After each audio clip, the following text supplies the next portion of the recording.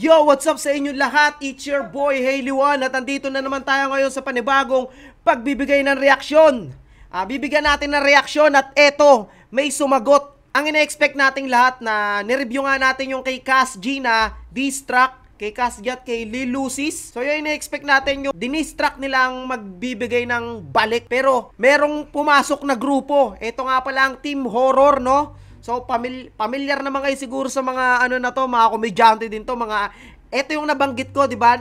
Dati na, yung nagpapasaya sa akin, Team Horror. Tapos ngayong era naman, yung, etong mga Kolokoys TV. So, yun, hindi ko pa napapanood to ng buo. Nakita ko lang din sa Facebook, pag-scroll ko. So, yun, bibigyan agad natin ng reaksyon. Malamang, patatawanin na naman tayo na itong mga mokong na to, no? Team Horror to, eh. So ayun, no, bago nga pala natin to simulat, sa mga gustong umiscore ng aking vintage cup, yan, nandyan lahat ng mga design lumalabas, marami pa tayong design. Direktang mensahe lang kayo sa aking Facebook page, nandyan sa description yung link ng aking Facebook page. So yun, di na nga natin patatagalin, simulan na nga natin to pagkatapos ng intro.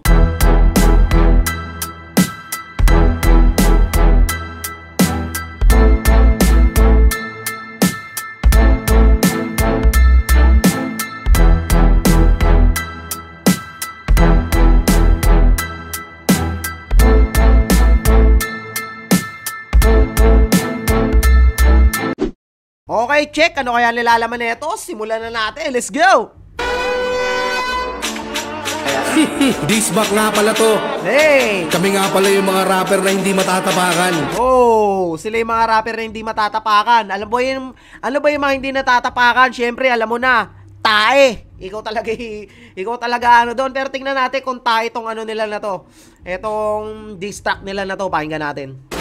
Kasama ko, si Gidimil.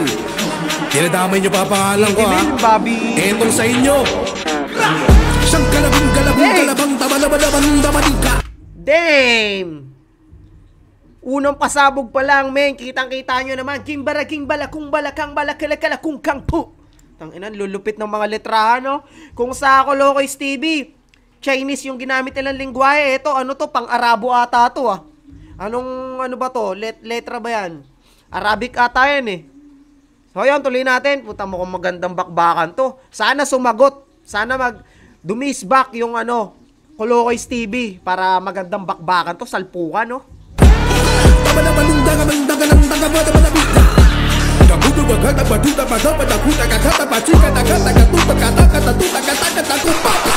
Pow, pow!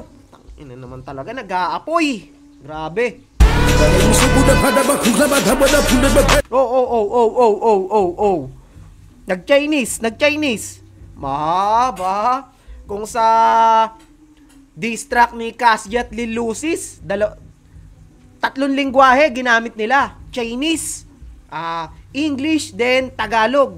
Ito naman, kumana ng Arabic ba yun? Ewan ko, Thailand. Basta, ano nyo na lang sa akin, comment nyo na lang sa akin, di ako sure, eh. Yon, tapos nag-in-check, nag-English. Tignan natin kung magtatagalog din. Okay, tuloy natin.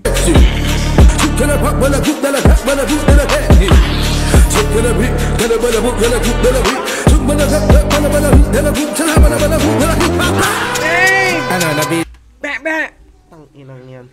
May bago na naman ako sa sound tripin sa bagong taon. Malapit na bagong taon. Sigurado, wasak ang mga speaker. Sigurado. 100% wasak ang mga speaker at amplifier namin dito mag-aapoy. O yun, tuloy. Din kayo, ano? Tinatawan-tawanan niyo pa ako, ha? Anong sa inyo? Tamimi kayo, ano?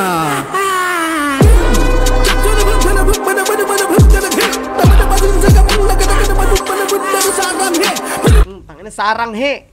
Mapanghe.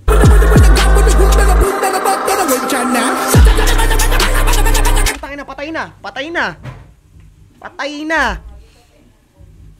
Nagsais na. Grabe. Balik natin ng konti. Tignan mo yung ganda ng ano niya. Ang ganda ng pasok niya, no? Grabe. Nangisay na, eh. Tumirik na yung mata, eh. Kung si Lil Lucis, tumirik din ang mata kasi nag-7, no? Ito, tutungbasan niya. Grabe.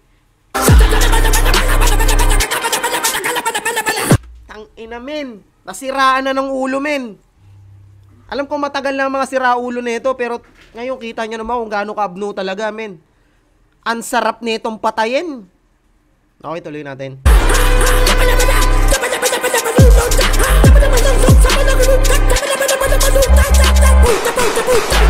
Damn! Ganda ng pagkakamix din nito, no? Talagang pinag-aksaya ng oras kahit walang kakwenta-kwenta yung mga sulat, eh, no? Hindi, charot lang. Solid, men. Grabe. Hindi nga talaga ako nagkamali. Mag-enjoy tayo dito, pre. Explore lang natin tong kanta nila. Grabe, sana sumagot yung ano. Magandang classic na bakbakan to, no? Yung tipong napapanganga ka na lang dahil kung ano-ano mga katarantado yung mga pinagsasabi nila. Ultimo sila, malamang hindi nila alam yung pinagsasabi nila dito, eh, no? Okay, tuloy.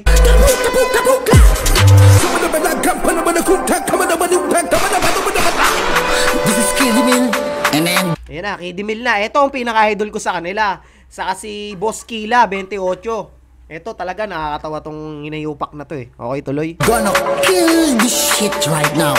Unang pangungusap, dapat pang ulat. 4 na lingwahe ginamit nila. Arabic, Chinese, English, Tagalog. Bah, grabe. Makinig kayo, Cash G. Lilusis. This is the business for small Lilusis. Ba, English, rumarhyming pa. You're not gonna win cause I kill motherfucking business. If you're short losing, this is called Justin. You're not gonna win because I'm the king of this everything. Damn! King of everything, hari ng lahat. Hari ka talaga ng kaabnuan. Everything. Solo sigue escuchando. Dile a los malentendidos. Damn! Nag-Espanyol naman ngayon, mga utol. Naririnig nyo ba at nakikita nyo? What the fuck? Tinapos. Pero tansya ko, sasagot ang ano dito, papatalo ba yung mga kolokoy? Kolokoy, mga siraulo rin yun, no? Nag-Espanyol, men. Grabe, daming language na ginamit dito. Mahirapan na naman mga Amerikano nito mag-translate. Sigurado. Los malentendidos. Pag na-review to ng mga Amerikan kasi maraming mga Amerikano nagpapa-translate. Ang mga Pinoy wala namang may sagot na bahala kayo diyan, bahala kayo mag-translate. Ito mahirapan na naman sigurado. Pero si Cash G nanonood pa ng Diamonds. Escorto bin de Españolos. Corobel des kay Lolos. Corobel des kay Lolas. Corobel de Mamacitas. Ano? Unang verse pa lang yan. Ilalabas pa ako ng mga choco bars. Gago no. Lalabas pa daw siya ng mga choco bars. Galing kay Majin Buu. 612, sinitik si Malaki. Halabishi, Mitsubishi, dili magsisisi. Dubi-dubi-dap, gago. Binanatan pa ng mga linya ni Kuya Will, eh, no? Dubi-dubi-dap-dap. Gago. Lalakas talaga ng toyo nyo, mga tol. Sabi ng jeep. Ano? Biruin mo, napasok niya sa beat yun, no? Naisip niya pang isalpak dito sa gagawin nilang track, eh. Saka hindi siya offbeat, pasok na pasok talaga, no? Magaling talaga tong mga ano na to, mga kumag na to, mga idol talaga. Malamang durog yung mga tenga nyo. Durog na durog ang tenga namin, idol. Luga-luga na yan, oh. Kasalanan. Wala naman luga. Durog lang. Binasag buong eardrum namin sa sakit sa sakit sa tenga ng mga pinagagawa nyo. Nyo, kasi kinlik nyo pa to, eh. Imbis na nanayin yung buhay nyo. Tama nga naman. Ba't kinlik pa natin? Ba't scroll down na lang tayo pero binigyan pa natin atensyon? Kasalanan natin, din nila kasalanan, no? Okay, tuloy. Di pa kami tapos. Bumuon na lang tayo magkakaroon. High school pa tayo, bakla. Tandang-tanda ko yun. Sinaraan mo kasi lahat ng classmate ko. Lahat ginawa mo prayer. At sa akin hindi ko makakalimutan yun dahil pagkatapon ko na-apektuhan. Kaya Freestyle session, men. Freestyle on the spot. ano dapat sa'yo? Kalimutan ako sa'yo. Huwag kang makialam sa akin. Shoot! Ilang best! Ano? Ha? Unang banat pa lang namin yan. At wala nang susunod. Unang banat pa lang natin, walang susunod. LT ang mga kolokoy talaga. Kaya balik natin konti. Yun na, nasisira ulo ko sa inyo. Maglabas lang kayo na maglabas ng ganto, mga kulangot. Nag-e-enjoy kami. Yung iba hindi nag-e-enjoy, lalo yung mga... Ako, rap artist din ako. Sa tingin ko, hindi naman binababoy. Sa tingin ko lang na hindi naman binababoy yung ano natin. Kasi marami nagsasabi na binababoy na yung ano natin, yung kultura natin sa rap. Pero sa akin, sa tingin ko, hindi lang kasi, hindi naman, parang, pasalamat na lang din tayo, enjoy na lang natin, no? Kasi, kita mo, yung mga sikat to, pinapasok nila, pinipilit na yung hindi naman siya pinaglalaroin kumbaga, ayun kasi yung panahon na papanahon ngayon, rap music, dapat masaya tayo doon kasi, tingnan, kahit puro kalokohan yung pinaggagawa nila, isa rin to sa, kahit gaganyan-ganyan, isa rin yan sa bubuwat sa rap industry, no? Bakit? Siyempre, makilala to. Aanin ng views yung sa Kolokoys, mas lalong yung industriya natin, hindi siya malalaos kasi may mga pumapasok na mga loko-lokong ganto, no? So, yun, tuloy. This is OG Bobby D, and I'm keeping you. Rest back, rest back, rest back. Wala na ata to, enjoy na lang natin, men. Rest back, Boss Killa. Boss Killa 28, akin ang tarimang ito. Ano? Tinapos ko na.